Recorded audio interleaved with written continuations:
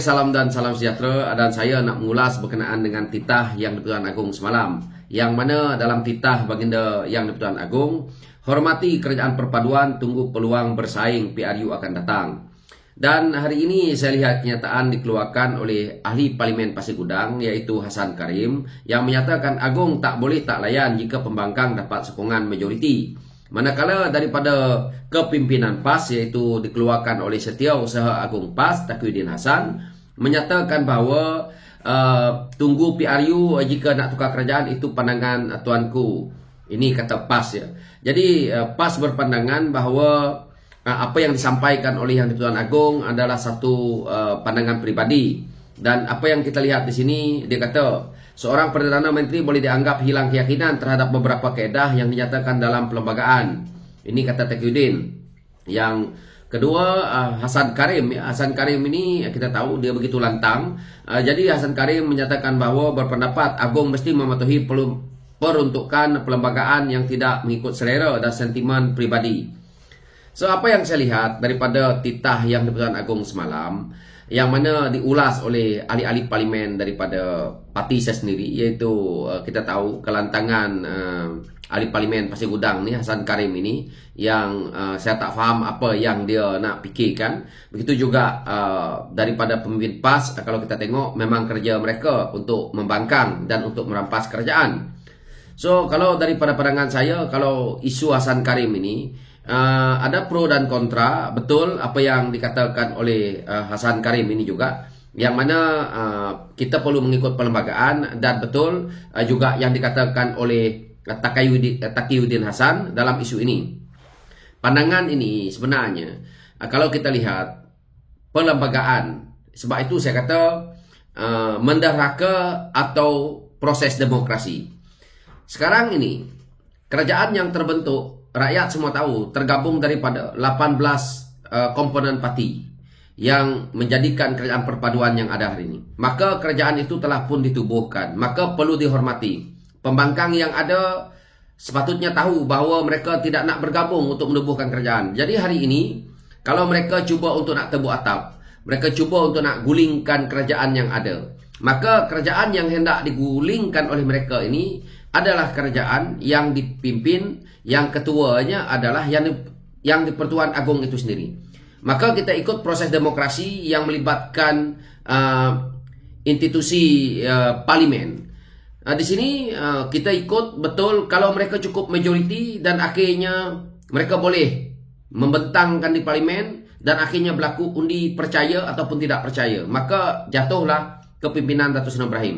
Tapi perkara ini, proses ini telah pun dilakukan. Adakah kita perlu setiap kali buka sidang parlimen dan setiap hari kita perlu melakukan proses untuk melakukan check and balance, iaitu kerja bodoh yang tiap hari kita buat proses undi tidak percaya. Setiap pagi buat undi tidak percaya di parlimen. Adakah perlu begitu? Jadi cukup hanya sekali, kalau kita dah buat maka dah selesai, dan maka kerajaan yang ada akan meneruskan kerja mereka sebagai kerajaan, pembangkang akan meneruskan kerja mereka sebagai pembangkang, iaitu check and balance.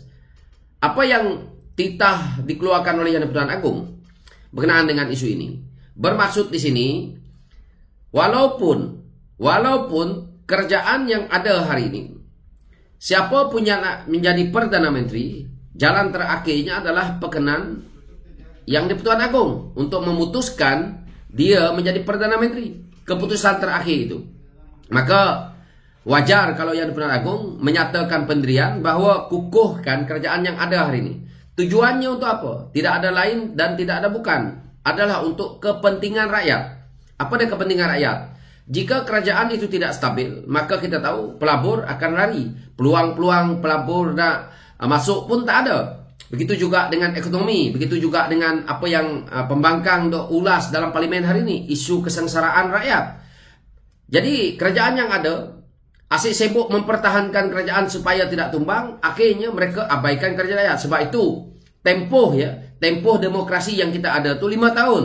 Maka sesiapa yang tubuhkan kerajaan, maka 5 tahun lah penggal dia, dan selepas itu masuk PRU ke berapa pun, buatlah pertandingan di atas padang yang rata, siapa yang menang jadilah kerajaan. Jadi itu dia proses dia. Tapi apa yang berlaku sekarang ini, proses demokrasi ini telah dirogol oleh puak-puak pemimpin politik yang dinamakan sebagai ahli parlimen untuk mereka merampas dengan menyatakan bahawa mereka boleh menjadi kerajaan mencara pintu belakang, konon-kononnya menjual bahawa rakyat yang mahu. Sebenarnya mereka telah dilantik oleh rakyat di setiap PRU dan bukan rakyat kali kedua untuk melantik mereka. Contohnya Tan Sri Media Yassin menjadi Perdana Menteri. Itu bukan lantikan rakyat. Ismail Sabri bukan lantikan rakyat. Sewaktu pertandingan di dalam PRU ke-15 itu, siapa yang rakyat nak? Kalau Barisan Nasional waktu itu mungkin Datuk Seri Najib. Kalau daripada Pakatan Harapan, Perdana Menteri yang kita showkan adalah Datuk Seri Anwar Ibrahim. Kalau di Perikatan Nasional contohnya mungkin Tan Sri Media Yassin. Begitulah contohnya. Maka apabila mereka kalah dan akhirnya Datuk Seri Anwar Ibrahim daripada Pakatan Harapan mendapat majoriti paling besar, maka dititahkan oleh Yang di-Pertuan Agong waktu itu untuk mencari sesiapa daripada komponen parti yang ingin bersama supaya boleh membentuk kerajaan, supaya melepasi garis untuk menjadi seorang Perdana Menteri itu, yaitu keabsahan melebihi daripada 112 kursi. Maka perkara ini telah pun berlaku dengan Datuk Seri Ibrahim, yaitu mendapat sokongan 148. Jadi hari ini jika kita tidak habis-habis nak tebuk atap, tidak habis-habis nak cerita tentang ada kelayakan ikut perlembagaan, sebenarnya proses itu telah dilalui. Takkan setiap 5 bulan, setiap 1 bulan, setiap 1 minggu akan berlakunya pertukaran Perdana Menteri. Ini adalah satu kerja bodoh. Sebab itu ada tempoh yang panjang selepas PRU, selepas PRN, iaitu 5 tahun untuk mereka membuktikan kebolehan mereka dalam pentadbiran. Jika gagal, maka 5 tahun rakyat akan tolak. Tapi proses yang diceritakan oleh mereka ini tadi adalah satu proses yang telah pun mereka gunakan ruang yang seperti mana, contohnya ruang RUU Anti-4 Parti yang mana ada kelompangan di situ. Maka itu digunakan oleh puak-puak ini untuk bercakap tentang kepentingan diri mereka sendiri berkenaan dengan demokrasi. Hanya kelompangan kecil yang sepatutnya mereka tidak gunakan untuk menjual bahawa itu demokrasi. Demokrasi itu patut tunggu sehingga cukup penggal. Jika perkara ini, proses ini berlaku dengan betul, maka itulah dia. Di PRU ke-14, kenapa hal ini berlaku? Kenapa Datuk Seri Anwar Ibrahim sendiri hendak merampas balik itu kerajaan? Sebabnya adalah proses demokrasi yang telah pun dirogol oleh Tan Sri Media Yassin bersama dengan geng PAS, bersama dengan geng-geng puak penyamun, perompak negara. Jadi perkara proses demokrasi itu telah pun berkubur, telah mereka rogol dengan begitu kejamnya. Jadi yang sengsara rakyat. Begitu juga yang ada hari ini. Apa yang dititahkan oleh Yang di-Pertuan Agong ini adalah Yang di-Pertuan Agong melihat bahawa kepentingan negara itu adalah kestabilan politik. Kunci dia kestabilan negara ini adalah ahli politik, yaitu yang dibarisi oleh mereka yang membentuk kerajaan.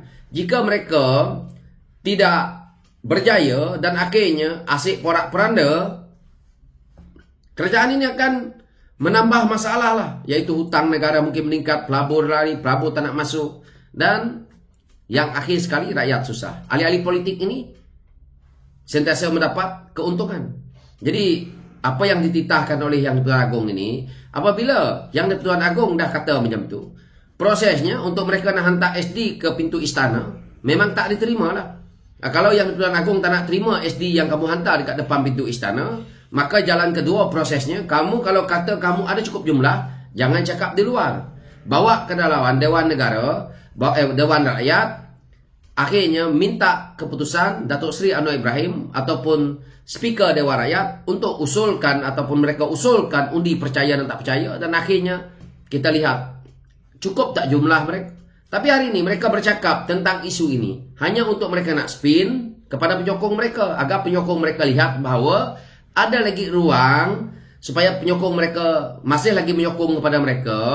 Konon-kononnya masih ada lagi ruang untuk mereka nak rampas kerajaan. Pada hakikatnya mereka yang sebelum ini, Taqiyuddin Hasan, yang kita tengok surat palsu yang konon-kononnya mereka nak bentangkan undi tidak percaya dalam parlimen, yang Taqiyuddin Hasan sendiri telah pun mengeluarkan kenyataan sebagai satu bentuk surat palsu. Jadi kalau Taqiyuddin Hasan rasa bahawa proses mereka ada mendi percaya mereka ataupun ada jumlah mereka yang cukup, buatlah dekat parlimen. Lepas dekat parlimen, Datuk Seri Anwar Ibrahim, kalau betul tak cukup jumlah, benda ini Datuk Seri Ibrahim saya percaya sebagai seorang pemimpin dengan cara gentleman akan letak jawatan dan akan ada berlaku Perdana Menteri yang baru dan boleh diputuskan oleh Yang di-Pertuan Agong. Ini adalah suara rakyat yang diwakili oleh ahli parlimen. So berlakulah proses. Tapi kalau hanya cakap kosong, tak payah.